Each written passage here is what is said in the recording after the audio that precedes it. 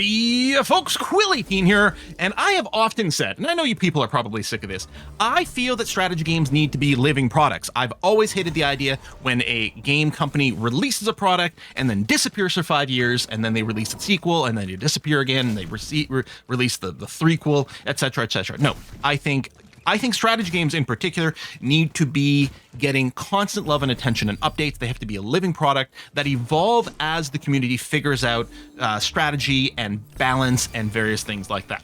And the lovely people over at Triumph have been doing that with constant updates to Age of Wonders 4. And this latest one, the Scorpion update, which is a free update that comes out on March 9th, is one of the most transformative ones so far. It's also paired with the Rise from Ruin DLC. There is details down in the description box about that. If you do have the Expansion Pass 3, you're already covered for the Rise from Ruin DLC. Otherwise, do check that out down below. Big thank you to Paradox for sponsoring this video. Now let's talk about the free Scorpion update and the Rise from Ruin DLC. Now, before we get into the paid DLC, let's talk about the free stuff, because the Scorpion update is, for a couple of different reasons, one of the more transformative game balance updates I think that has come out of Age of Wonders 4 since release. This is free. It's not part of the DLC. Everyone's going to have access to it on March 9th. Well, technically, everyone's had access to it for a while because it's been in open beta, which is what I love to see in my strategy games. So one of the first big changes is movement speed normalization. Previously, units had one movement speed, which was used in combat and for overland map movement. But it meant that if you had a mixed army, the army as a whole moved at the speed of the slowest unit, which of course makes perfect sense, except that really overland movement is so radically different from combat movement. I mean, historically, if you had an army, like if you had a cavalry army, yeah, you know, people on horseback move really fast, but that's not what their overland movement was. The overland movement was the same speed as the footmen, the support crew. You know, it was a very slow plodding pace. So what they've gone and done, Triumph, is they have split movement into two aspects now, which gives them more levers to switch around. First of all, there's overland movement, which is this one over here. The good old move points is specifically for overland movement, and all units have been normalized to 40. So now you don't have to worry about mixing and matching your army and, you know, throwing in a unit that radically slows down everyone. It also removes the extreme hyperfocus on cavalry-based units. Previously to the Scorpion update, cavalry units may have arguably been overweighted in importance because of their movement. Now overland movement is standardized to 40, with the exception of scout units, which still move at a 48. We might see a return later of units with higher or lower overland movement, but that is a lever that they can pull separately from combat speed, which is what you see over here. So good old Quill18, this hero that just joined me, I don't know what his deal is, but he has a combat speed of 6, and this is still where mounted movement and all sorts of things like that come into play. But I like the fact that these are separated. What's interesting about this, it does give you the ability or the option for Triumph to put in units that are unbelievably slow in combat without being so slow on the world map that no one would ever go and recruit them. And having more levers is always really good. Now, the other thing, and this is probably bigger than the movement speed one, but maybe a little less immediately obvious, is the defense and resistance rework. So previously, we have two defenses, and we still have two defenses. We have the defense, which is a little redundant to say, and we have the resistance defense over here. And the idea is, and always was, that defense is against physical stuff and resistance is against magic-y stuff. I think the issue is, and they've just basically said, oh, we've reworked this to be more in line with the original design philosophy and different things like that. I think the situation was this. By the end of the game, even basic physical attacker had so many, like, damage riders on their effect, right? Their effects were dealing bonus fire damage and lightning damage and every other kind of damage under the sun, that I think everything got kind of muddled. Everything was basically doing some amount of physical and some amount of magical, and it meant that the difference between the two, and the difference between two defenses in particular, I think became a little bit muddled. And so one of the things they did, well, possibly the biggest thing they did here in the Scorpion update, is they have changed how these two defenses work. It's not about the type of damage that is coming, it is about the source of damage. So abilities that are physical ranged abilities and melee abilities This is what defense works on, and it works regardless of what combination of damage comes in. So if it's a melee attack that's got physical plus some lightning plus some fire, defense is still what is used to defend against that exclusively. Whereas resistance is going to reduce damage from magic attacks and from combat spells specifically. Even combat spells that deal physical damage will be blocked by resistance. Now, there is a clear division between the two, and it's not a situation where everything's getting kind of just averaged out because everything is doing a mix of all types of combat. Now, when you're in combat and you're targeting a magic ability, you really are going to want to hyper-focus on things with lower resistance. Units have been erratically rebalanced for the defensive abilities. For most units, apparently their defense ability went up and is in fact generally higher than the resistance, although for kind of magically themed units, so we're talking about battle mages and support units and one other, and ranged units tend to lean a little bit more heavily towards resistance. So your standard units more defense, those other units a little bit more resistance. This has also allowed Triumph to introduce a entirely new role of unit, the Magic Fighter role. These are melee range units, but their attacks are magic. As opposed to physical melee, they're magical melee, therefore they get defended against with resistance. So we get a deeper and more varied sort of rock, paper, scissors system. The other thing that's happened, so first of all, a lot of units have been converted over to magic fighters, something like 24 of them. And not only that, but they've been rebuilt. So for example, and I don't have it up on screen right now, or maybe I'll insert it in post. If we think about just the Wyvern unit, for example, a Fire Wyvern used to deal 9 physical and 6 fire damage as part of its attack. Now it's just doing a pure 15 fire. So there's been a lot of rebalance for the type of attacks that come in. Another big change that has come in is how experience points work. It used to be, I think one of the big things that Triumph is trying to do with this update is they are trying to shift the balance of the game from pure berserking attack, which is really the best way to snowball previously to the Scorpion update, because first of all, you were trying to wait towards very fast moving units, and then your primary source of experience points was from getting into battles and winning fights, which does make sense, and it is still a way to get a lot of bonus XP. You do get XP from participating in battle, although only half as much as before. Now there's more passive experience per turn, which theoretically is going to come out to about even the same way as it was with a pure hyper offensive gameplay style. But now if you're on a more defensive or maybe more economical passive point of view, more diplomatic point of view, your units theoretically are training constantly and therefore are accruing experience every turn. You can see here that good old Quill 18 is going to get 10 XP every turn, and because he's in a city with a palisade wall, he gets an extra 5 over there. So you can build military infrastructure that continues to generate even more experience points for your units. And you actually get rewarded now for stacking more and more XP on units, because when regular units, when they hit the experience point sort of cap, or what was the cap before, they can now start to, so once they get the legendary, they can continue to gain more experience levels. Where was it? Is it here? There we go. They can continue to gain more exalted experience levels, which will just constantly give them more hit points. So they don't just scale infinitely. Well, I guess they do, because they keep getting hit points. But I mean, it's not like all their stats are scaling infinitely. So you do get rewarded for stacking more and more XP on units and keeping them alive as long as possible. And I like that aspect. I always hate in a game when you max out a unit and you're like, well, what now? So I love the fact that it's going to continue to grow forever. So I've got my little bunny Sandstalker unit here. Or actually, sorry, this is a lieutenant specifically. This is from one of the new spellbooks, the lieutenant unit, who has a ton of buffs for other units in your army.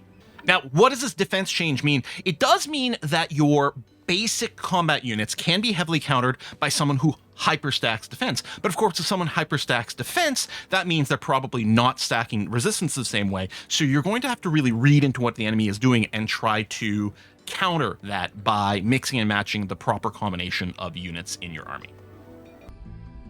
All right, now let's talk about the Rise from Ruin DLC and what changes are there. The big thing is probably the Nomad culture, but before we get there, let's set up a new game and take a look at the world traits. So there is a new realm trait that is available.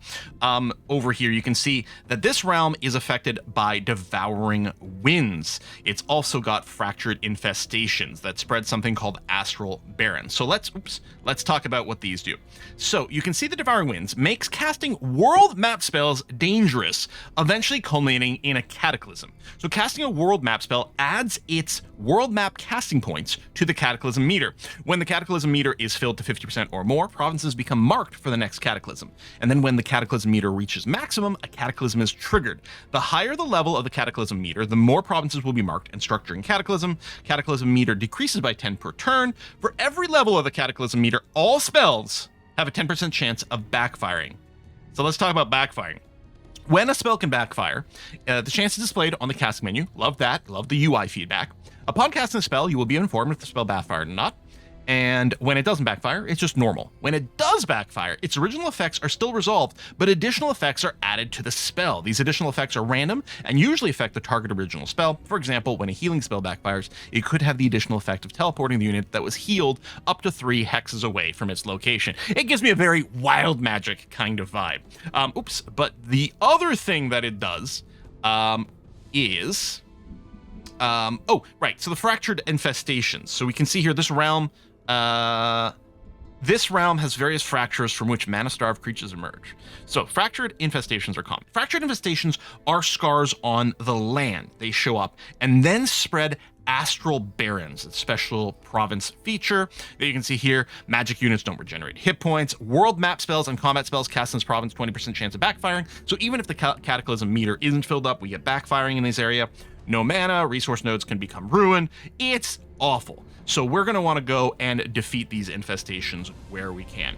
Now, let's go. We're going to select this, and then we'll look at our new culture. So there are a couple pre-made characters in here. There's Yilek the Exiled. So we've got new story, new lore leader in here, and these are nomads, and these are specifically the scavenger flavor of nomads. And then we've got the Har Akron. Obviously, we can customize these factions as per usual. You can always make your own custom factions, but this is one of the other built-in ones, so you're probably going to run into them as an opponent at some point. And so they are Nomad with the Conqueror's flavor, and then they also have the Hairfolk appearance. So they're rabbit people. You can see those lovely little ears over here. All right, let's talk about what these perks actually do. It's the easiest way to go into the...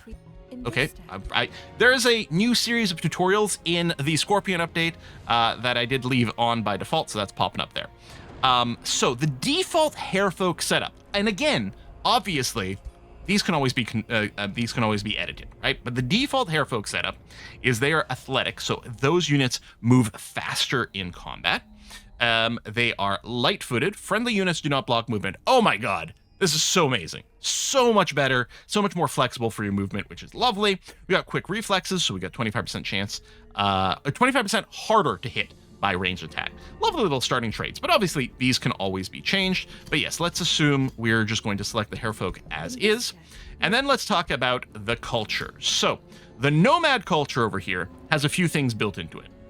So they tend to focus on mobile units, right? Lots of maneuverability and flanking. That's great. Heck, it's especially good with those fleet-footed, those nimble traits to move around easier.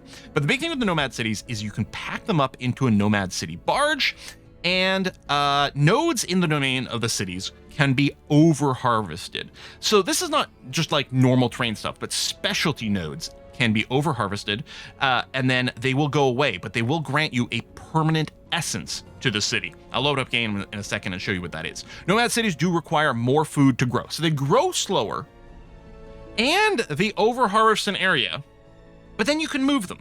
So the deal is, yeah, they do grow a little bit slower, but you're going to sit there, you're going to over-harvest a node until it gets consumed into an essence, then you're going to move to another, you're going to move the whole city to another node and repeat that over and over again. Now, the two flavors you've got for the Nomads. You've got the Scavengers, so you can use Wonder Scavenging to extract unique essences from ancient wonders, further empowering your cities as they collect essence, another permanent boost, which is great. And then in combat, pick up loot from defeated units to heal and gain looted power. So units that die, if you're a Scavenger, units that die drop loot, and if you pick it up, it heals that unit that picks it up, and you can see you can stack up to 5 stacks of looted power, which increase defense and resistance. Attacks include bonus damage, support abilities heal even more HP. Wonderful. And then you've got Conquerors. Annex pillaged enemy provinces to gain draft, production, and gold through aggressive expansion.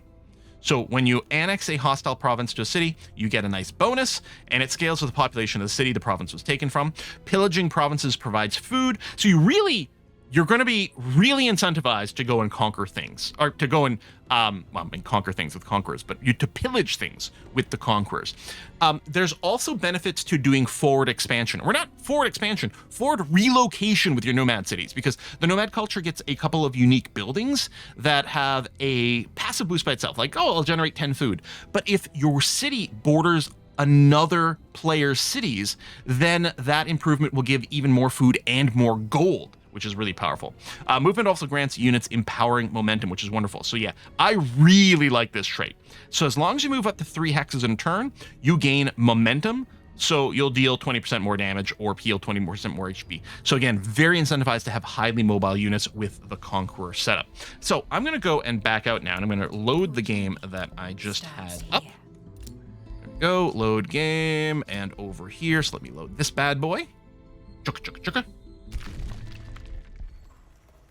And I will show you movement. Oh, I gotta go back to the surface here and find, well, maybe it's time to move to, oh no, actually, I think I can showcase, okay, I can showcase something here. So the city of Unwinden, which is my capital, this was not where my capital started. My capital started over here, actually, and went and consumed a few things. But now we have moved over here, partially because there was an enemy city nearby. You can see it's only some ruins now. I don't know who, but someone came and pillaged it. But Unwinden is also working this province tile, which has rainbow clover. Now, these resources are always amazing for your cities, right? You want to annex these provinces, you want to work them. It gives you various amazing little bonuses. So this rainbow clover gives us a little bit of food and some morale, but it is currently being harvested, and it will soon be over-harvested. In 2 turns, it's going to go away. And I can actually hasten it. I can have the time remaining by spending some amount of our Imperium here. I don't think there's any reason for me to do this at this time. 2 turns away is fine. But when this is done, so it's going to be harvested, and this resource will be gone from the map. We won't get that benefit there, but our city will gain a permanent essence of rainbow clover, which is 10 food and the city stability. Okay, so we don't lose it. It gets removed from the world map, but our city retains it, which is pretty sick, I think. And then again, once we've done that, once we've harvested all the resources around a city, we might choose to move our city to a new place with a new resource that we might decide to over-harvest. I think, yeah, the mana node would be another one, would be an example of that. Or maybe we'll just grow on Winden. Maybe I can release some provinces and then grow in here. There's certainly some options that I can move there to harvest that. I assume that, you know, at some point you might not care to keep moving. What happens to all your improvements when you pack up your city? When you go and unpack it, you will get the option to, you will quickly be able to claim a whole bunch of provinces right away. Now, when you're moving your city, once you've packed up your city and you move it, it takes a turn to pack up and you're moving it. This is a unit that does appear on the world map, but it cannot defend itself. If an enemy were to go and encounter your Nomad city barge, it will immediately destroy it. And also a destroyed city would drop its essences as well. So it's really important to defend it while it's on the move. The Nomad culture does have some interesting units. I really like the Wind Warrior over here, which has a super cool ability called Windborne Rescue. Swap places with the target-friendly unit and heal target and caster for 10 temporary HP. What a wonderful ability to have on a shield unit. To have on a tanky unit, the ability to do a swap between 2 different units. It's exactly what you want. You want to be able to take one of your vulnerable units off of the front line while placing ourselves on the front line and healing everything at the same time. I think this is one of my favorite tier 1 shield units. I really think that ability is incredibly wonderful. I also really enjoy the lieutenant. This is not one of the Nomad culture units. This is from one of the new lore books. How do I check what my current lore books are? And that's my research. Show tome library, show my tomes.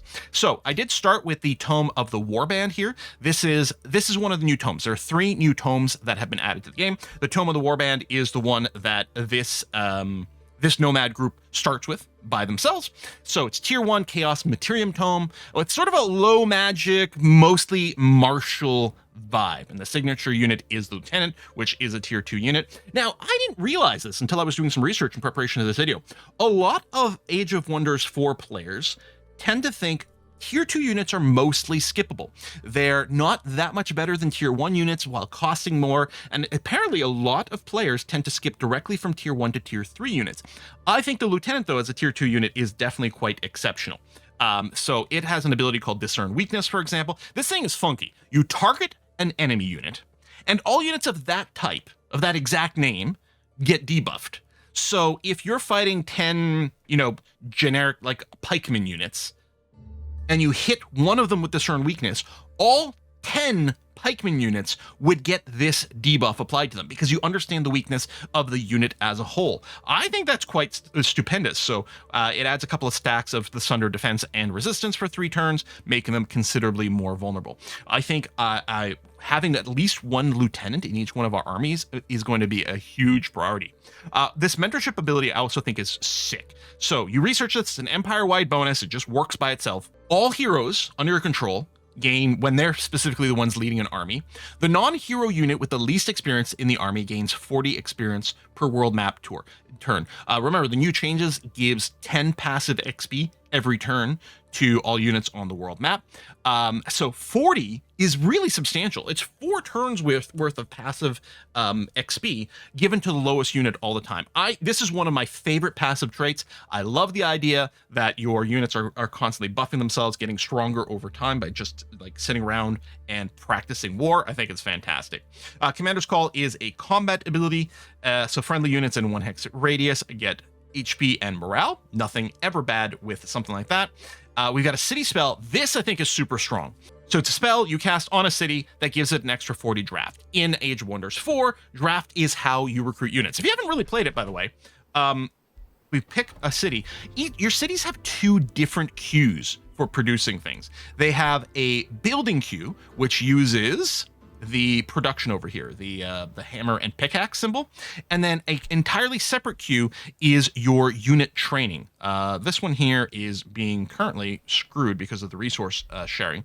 Yeah, there we go. A better example would be over here, where you can see we can train units. And really what you want to do, and I'm clearly not doing a very good job of it, is really you want to be training units from every city all the time, constantly in Age of Wonders 4. It is incredibly important. There's plenty of times when you will not be building, especially since when you're not building, it's going to accrue money for you as its passive bonus. And gold is one of the most important resources you can do. Like when you expand a city, if you can pick up gold mines and things, that tends to be your strongest priority. And I didn't realize this, but the actual production, which is used to build city structures, nowhere near as important as I would have gathered. In fact, that is like the lowest priority improvement I have for my cities. Is one of the things that I have learned, because your building tends to be limited by money, not so much by the actual speed of things. So it's really not that critical. On the other hand, pumping out units is also limited by money, but is much more important. So getting lots of pure gold is good. Getting food is great because that's how your city expands and claims new stuff. And then the draft. But yeah, a spell that adds plus 40 draft to a city is actually huge for building up an army. So I think that's really good. Where was I? Over here, show tome. No, my tomes. Thank you very much. Tome of the Warband. So that was, right, training regimen. And then Bred for War, this is one of the minor race transformation. The race transformation stuff is some of the features I like the most in Age of Wonders 4. I love the ability of starting with some like base species and then just constantly modifying them based on what you research. So this transforms our race. We choose our race, and all those units would get this: more hit points, and they get morale resistance for adjacent units. Well, they get 10% morale resistance all the time, and then more for adjacent units. They do not lose morale, which is really strong, but 10 hit points is fantastic. I like all of those.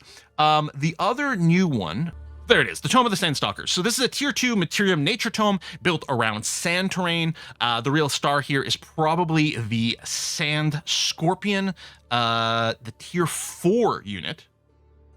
Tier 4, I was gonna say shield unit, yeah, I thought it was there, with the poison attack. The debilitating sting, you can see, first of all, like 20 damage is pretty humongous, and it weakens and gives the poison trait. And then we enter the defense mode all at the same time. The Dune Stalkers is another unit over, or no, that's another minor race transformation. Giving them sand walks, moving through sand reduces the movement point cost. We did start. I did start with a spell to be able to convert terrain into sand as well. I've got the sand affinity on this particular race setup, so that's nice. And then sand camouflage. Unit cannot be detected when on sand hexes. And then we get even more fast movement and more flanking damage on this. So making a move to a very sand-focused species is actually quite cool. Desertification. Target and adjacent provinces on the surface gain sand. Huge transformation or huge terraforming spell. And what's the last tome? Oh, the Tome of the Warlord, which is tier 3 right here. So this is a pure chaos tome. It also unlocks the Warforged special province improvement, which gives us even more draft. And in here we've got the Summon War Golem. Infernal Siege Engine specialized in destroying enemy fortifications. So the Infernal Ray, I love that it's a cone attack. And then Fiery Shift. Oh yes, that's right. Move to target hex, then all adjacent enemies gain burning. There's actually so much burning synergy in my current game that I've got going on that I love it. If I go and find one of my heroes, I don't know if this is actually one with a good example. Well, it sort of is. First of all, since the last time I really played a bunch, they've completely revamped the level up tree. Just the look of it, but also the way that you level up through various skills for your heroes, wonderful. So I'm stacking all my guys with the Searing Strikes upgrade, which gives them some fire damage and bonus damage against things that are burning. So I'm actually really focusing on this whole burning vibe. Even one of our base starting units, if I go over here and take a look at the... it is the Raider. Right here. While this unit has momentum, so as a reminder, momentum works for us. I mean, there's a bunch of different ways you can give units momentum, but my whole setup has got Empower Momentum. So whenever we move 3 hexes, we gain momentum, which is good by itself. But then the Raider gets this Fiery Momentum. So attacks set, while he's got momentum, attacks set affected hexes on fire. And then we also get the Demolisher trait to damage fortified obstacles. What I love about the Raider, too, as a tier 1 unit, it's got this amazing ability called Slip Away. When this unit's hit points are reduced to 0, it is displaced by 3 hexes, so it blinks away and heals 15 temp HP. It only works 1 per combat, but it makes these tier 1 Raiders so freaking durable. I have no words to describe how useful, how amazing this unit has been feeling so far in this particular run. Really great. I've already wiped out one of my opponents and I'm feeling very confident about being able to finish off the others as well. So putting all of this together, I really feel that the combination of the free Scorpion update and the Rise from Ruin DLC is possibly the most significant shakeup that Age of Wonders 4 has gotten since launch. The update itself, which again is free, comes out on March 9th for everyone who has Age of Wonders 4. The move speed normalization, I think it's just a great quality of life change. I think it's going to be really wonderful and it lets you form armies more focused on the actual combat synergy of the units rather than just, well, I don't want this army stack to be slowed down. So you can really focus on the tactical side. The defense rework, I think, makes roles a lot clearer. The magic fighters is interesting. So there's been a lot of feedback on it during the open beta, and I'm playing this still several days ahead of release. I don't know what the final balance will be, but I think I think it's got great potential to add that rock, paper, scissor kind of mechanic where you're really gonna have to be very aware of what you're facing. I really think that the defense change has unmuddled certain things, stopped attacks and abilities from feeling just sort of generic mix of physical and magic, and made it much more important to differentiate what is what when you're working out your battles. The passive XP, the new exalted ranks, right, where your units can keep leveling, they're systematic changes. They're going to affect every build, every culture, every matchup. The game is going to feel completely different now than what it was before the Scorpion update. And then the Rise from Ruin adds a really novel playstyle. The Nomads they're not just a reskin of what was going on before, right? The mobile city mechanic completely changes how you think about settling. Their slow growth as well, right? You're not building cities that grow sort of naturally super tall, but they get super tall by stacking these essences in a much more aggressive way than the other species, the other cultures can ever do it. And then there's the whole anti-magic theme running through these like the astral barons, the spell backfiring system shakes things up. The game you play on a map that's got this backfiring mechanic is going to feel dramatically different from a game you play otherwise. The fact that world cast spells have this evolving mechanic for slowly ruining the world via these fractures is really fascinating. There, oh, right here, we've got a fractured infestation going on in the north that it's building up. You can see that the terrain is spreading. The Astral Barrens terrain is spreading wide around here. Someone's going to have to go and deal with this at some point. Once again, thank you very much to Paradox for sponsoring this video, and thanks to Triumph for putting out a great update and really exciting new DLC for Age of Wonders 4. Do check the description box down below for more information on both those things, and I'll see you next time. Bye-bye.